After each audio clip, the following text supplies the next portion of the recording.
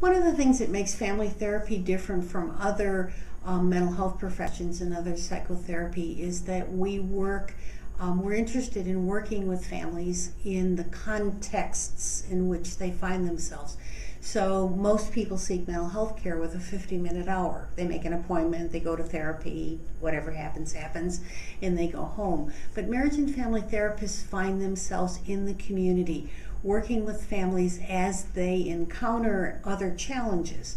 The best example in the Aurora healthcare system is family therapists as they appear in the different ways in which healthcare is being offered. So we may have family therapists working in the NICU.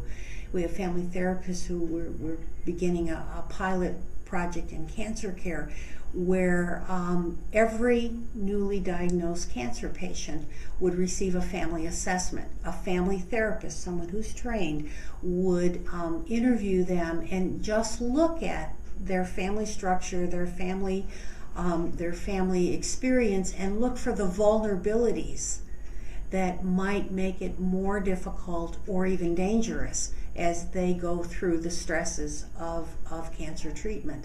In the NICU, we work with these young couples who have birthed, sometimes very sick and vulnerable children. It puts incredible stress on a marriage.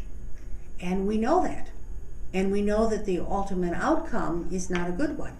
So by intervening earlier in all of the stresses that can affect whole families, not just the person diagnosed or designated as patient, we can make a huge outcome, not only in the health of the designated patient, but also in the health and ultimate future outcome of the relationships within the family. So family therapy is done at hospitals, it's done in clinics.